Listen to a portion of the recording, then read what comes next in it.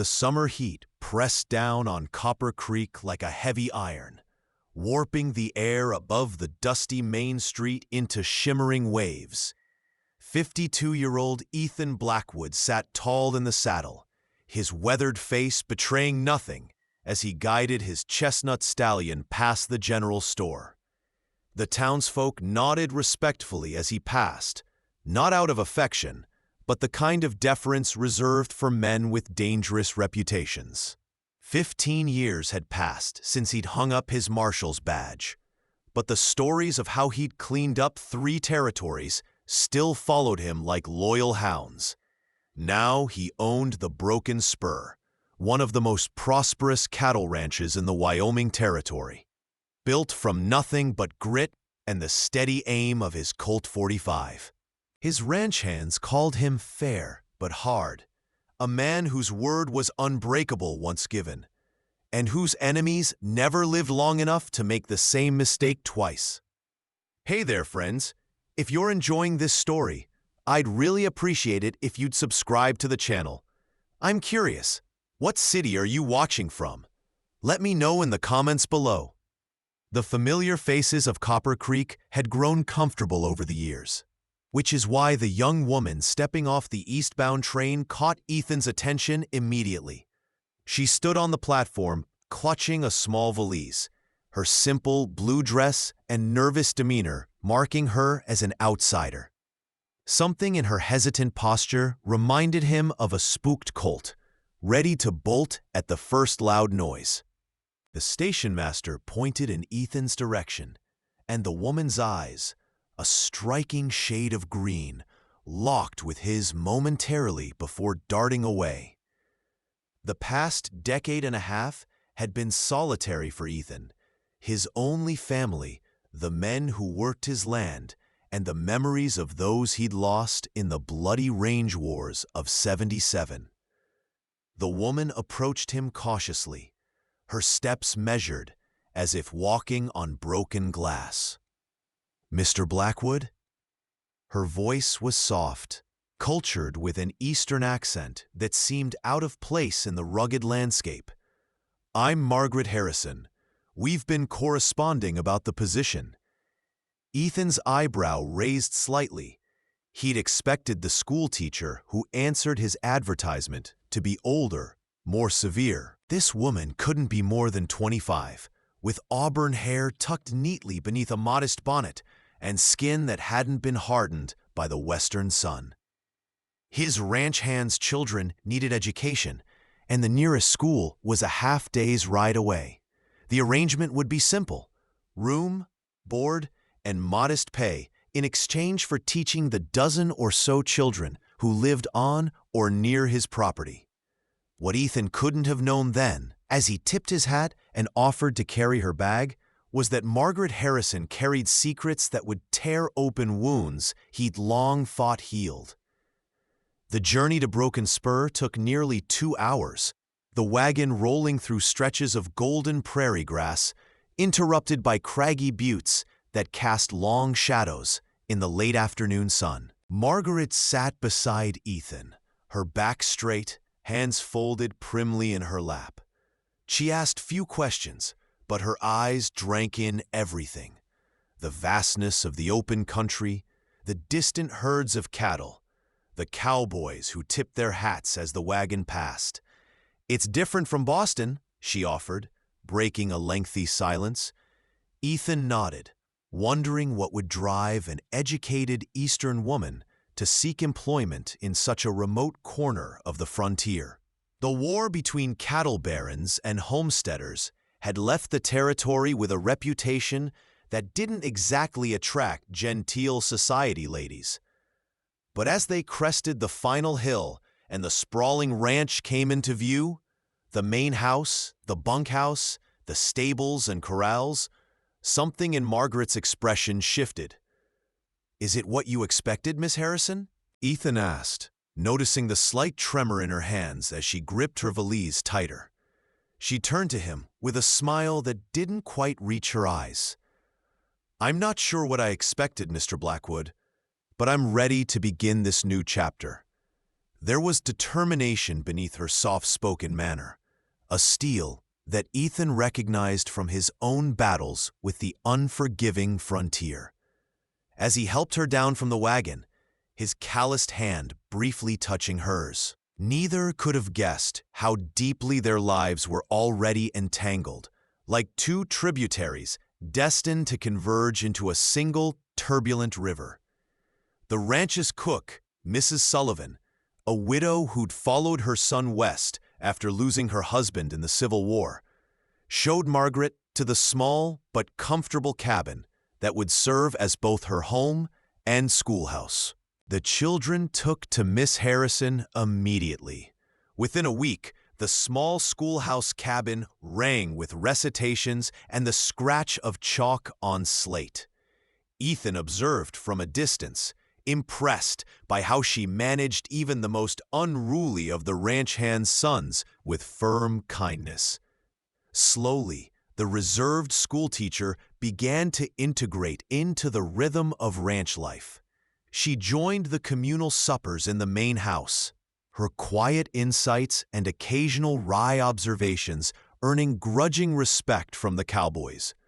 Only at night, when the lamps were extinguished and the prairie fell silent except for the distant howl of coyotes, did Margaret allow herself to remember why she had really come to the Broken Spur. In the privacy of her cabin, she would remove the high-necked blouse she always wore and trace the small, star-shaped birthmark at the base of her throat, the mark that connected her to a past Ethan Blackwood had tried to bury along with his enemies. Spring turned to summer, and with the changing season came a subtle shift in the relationship between the rancher and the schoolteacher. It began with Ethan lingering after supper to discuss books from his surprisingly extensive library. Then came riding lessons, Margaret insisting she needed to learn if she was to properly belong in this country. The hands exchanged knowing glances as Ethan's gruff demeanor softened in her presence. For her part, Margaret's initial nervousness around him gave way to a comfortable familiarity, though sometimes Ethan would catch her watching him with an unreadable expression that vanished the moment he noticed. The woman who had arrived, seeming like a delicate eastern flower, was revealing deeper roots and adaptability to the harsh landscape that impressed even the most seasoned cowboys. "You ride like you were born to it," Ethan commented one evening as they returned from a sunset ride along the creek that gave the nearby town its name. Margaret's laugh carried on the warm breeze. "Perhaps in another life, I was a wild prairie girl instead of a Boston society daughter." Something about the way the dying sunlight caught her features made Ethan pause, a fleeting resemblance to someone from his past that he couldn't quite place. They dismounted by the stables, and as he helped her down, their faces drew closer than propriety allowed. For a moment, neither moved away. "You've changed this place, Margaret," he said quietly, his voice rough with emotion he rarely displayed. The schoolteacher's cheeks flushed, her green eyes meeting his with newfound boldness. "I think perhaps it's changing me as well, Mr. Blackwood." What began as respect grew into affection, and by harvest time, the entire ranch buzzed with speculation about their courtship. Ethan Blackwood, the hard-bitten ex-lawman who had sworn off attachments after burying too many friends, found himself planning a future that included the quiet, determined woman who had brought learning and laughter back to Broken Spur. For Margaret, the growing affection was both wonderful and terrible. Each smile, each touch, each moment of connection wove her more tightly into a deception she had not anticipated when she first stepped off the train. The birthmark at her throat felt like a brand some nights, a scarlet letter marking her as the daughter of Edmund Harrison, the man Ethan Blackwood had killed in a shootout that ended the bloodiest range war in territorial history. She had come seeking truth about her father's death, perhaps even revenge, but found instead a complex man whose harsh exterior masked a deep sense of justice and unexpected tenderness. The harvest dance in Copper Creek became the turning point. The schoolhouse had been transformed with paper lanterns and autumn flowers, the rough plank floor cleared for dancing. Ethan, uncomfortable in his best shirt and string tie, watched as Margaret charmed the townspeople, who had initially viewed the Eastern woman with suspicion. When he finally claimed her for a waltz, the touch of her hand in his felt like coming home after a long, cold ride.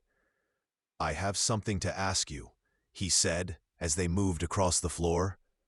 Margaret looked up, her face caught between hope and dread. Before he could continue, the music stopped, and the town's current marshal, Jackson Cooper, approached with a telegram in hand. "Ethan, this just came for you." The message was brief. "Edmund Harrison's daughter heading your way. Believed seeking revenge. Watch your back. Morris." The ride back to Broken Spur was silent, Margaret's heart pounding so loudly she was certain Ethan could hear it. He had said nothing about the telegram, merely folded it and placed it in his pocket before suggesting they return to the ranch. Now, as the moon cast long shadows across the rolling grassland, she felt the careful construction of her new life crumbling. They reached the ranch house, and Ethan helped her down from the wagon with the same gentleness he always showed. But his eyes had taken on the vigilant hardness she imagined had served him well as a lawman. "Would you join me in the study?" he asked, his tone making it clear this was not a request that could be declined. Margaret nodded, smoothing her skirts with trembling hands, wondering if this would be the night she finally told the truth, or if Ethan had already puzzled out her deception. The study was warm from the crackling fire, the walls lined with books that had surprised her on first arrival, evidence of a mind that craved more than the daily concerns of cattle and grazing rights. Ethan poured 2 glasses of whiskey, handing one to Margaret without asking if she wanted it. "I received some disturbing news tonight," he began, watching her face carefully. "News that concerns both of us." Margaret took a sip of the amber liquid, welcoming the burn that steadied her nerves. "What news?" she asked, her voice remarkably even despite the fear coursing through her veins. Ethan moved closer, his weathered face illuminated by the firelight.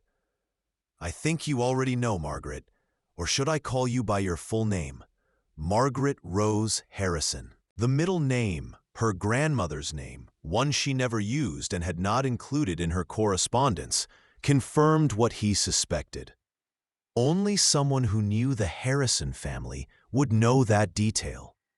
"How long have you known?" she asked, abandoning pretense. Ethan's expression remained impassive. "I had suspicions from the beginning. Something in your eyes reminded me of him, but I wasn't certain until tonight." He didn't move away, didn't reach for the gun belt hanging by the door. Instead, he waited, giving her space to explain. Margaret set down her glass, and with fingers that only slightly trembled, unbuttoned the high collar of her dress, just enough to reveal the star-shaped birthmark, the same mark that had distinguished the Harrison family for generations. "He was my father," she said simply, "and for 15 years, all I knew was that Ethan Blackwood gunned him down during the Johnson County troubles. My mother took me east after his death, told me never to speak his name. But when she passed last winter, I found letters, different accounts of what happened. I needed to know the truth." Ethan's jaw tightened as memories flooded back. The range war that had pitted wealthy cattle barons against small ranchers and homesteaders. The hired guns brought in to drive out families, the burning homesteads and midnight raids. Your father was no innocent, Margaret. By the time I faced him, he had ordered the deaths of a dozen families who refused to sell their land. Margaret nodded slowly. The letters suggested as much. My mother never spoke of it, but his business partners wrote of regrettable actions and necessary measures. That's why I came, not just to confront his killer, but to understand the man my father truly was. A log shifted in the fireplace, sending sparks up the chimney.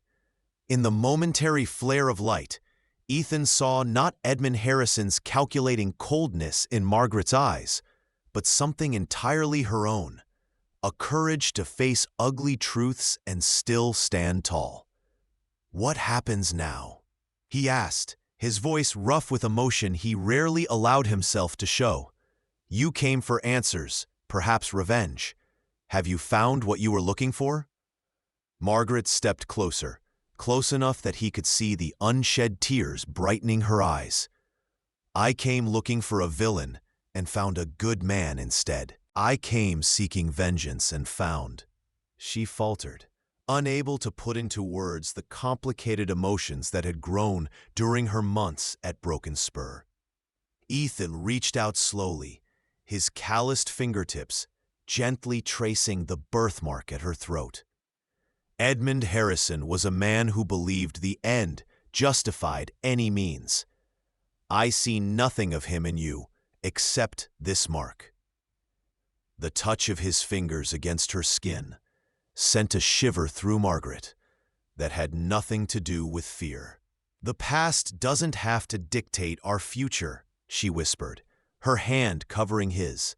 The tension that had simmered between them since the harvest dance transformed into something else entirely, a recognition that they stood at a crossroads where truth and forgiveness might forge a path forward neither had imagined possible. When Ethan's lips finally met hers, it felt to Margaret like the culmination of a journey that had begun long before she stepped off the train in Copper Creek.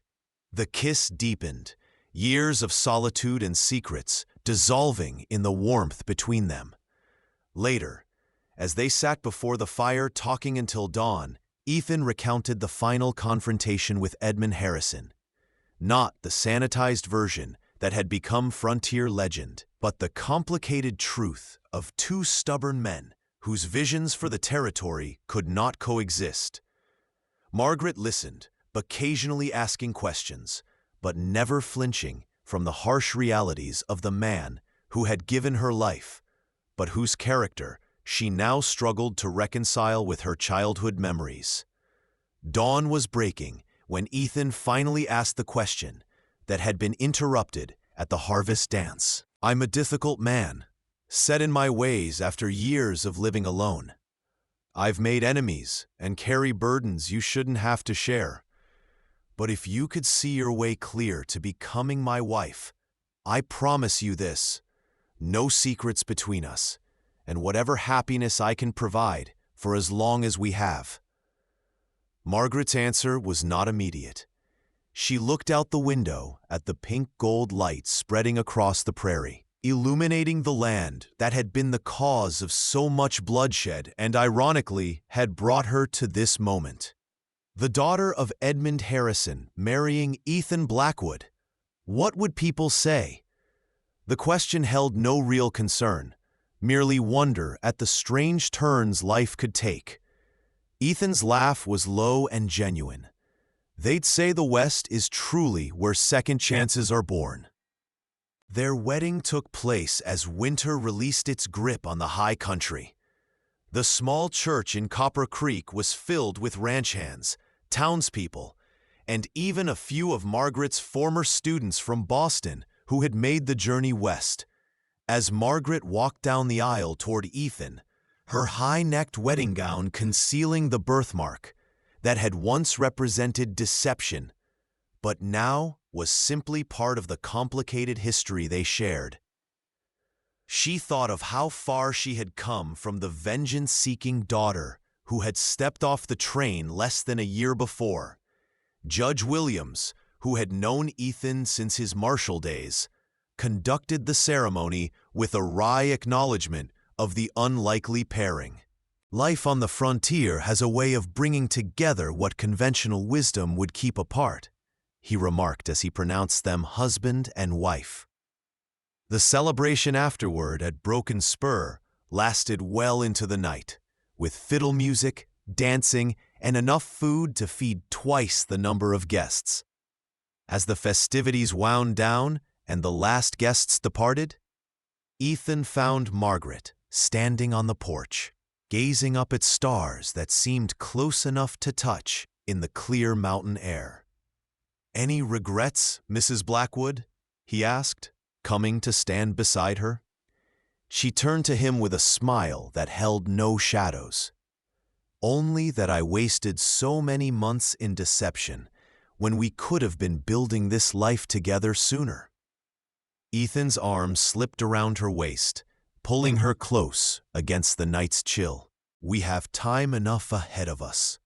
As if to punctuate his words, a shooting star blazed briefly across the velvet sky.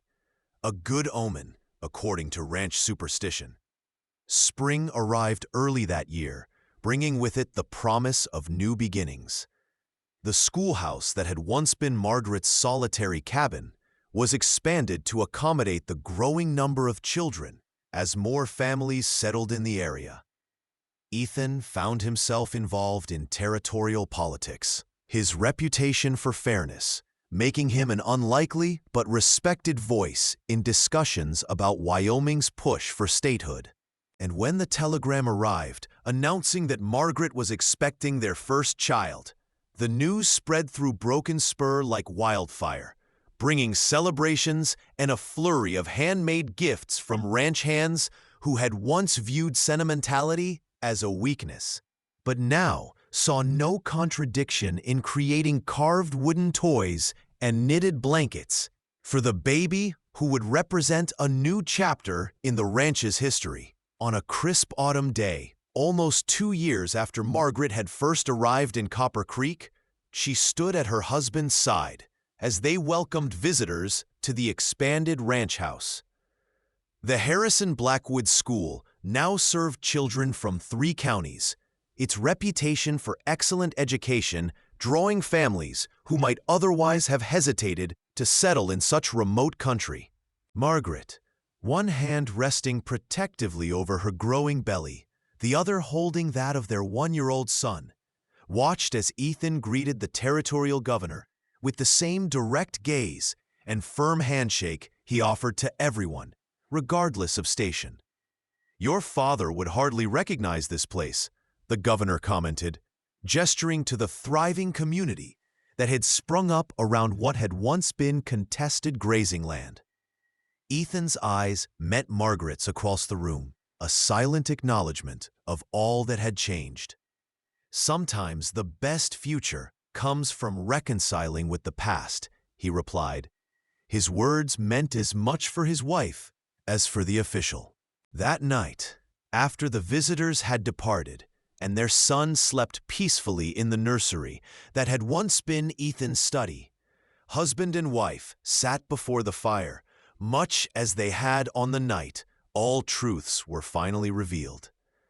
"Do you ever wonder what might have happened if you hadn't come to Broken Spur?" Ethan asked, his fingers intertwining with hers. Margaret's free hand touched the small star-shaped birthmark that she no longer felt compelled to hide. "I think some stories are written long before we understand our parts in them," she answered thoughtfully.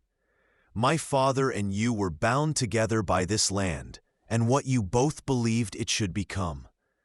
Perhaps it was inevitable that his daughter and his adversary would find their own connection, their own way to heal old wounds." Ethan nodded, drawing her closer.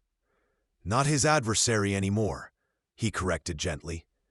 "Just a man who found unexpected grace in the last place he thought to look for it." As darkness settled over the Wyoming landscape, The lights of Broken Spur Ranch stood as a beacon of what was possible in this harsh but beautiful country. Not just survival, but redemption. Not just conflict, but eventual harmony.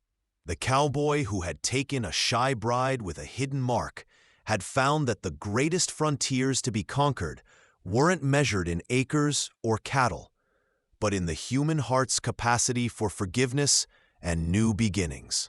And as the daughter of his enemy drifted to sleep in his arms, her birthmark a pale shadow in the dying firelight, the past finally relinquished its hold on both their futures, like a rider loosening the reins to let a trusted horse find its own sure way home across familiar ground. If you like this story, please like this video, subscribe to the channel, and share your impressions of this story in the comments. To listen to the next story, click on the box on the left.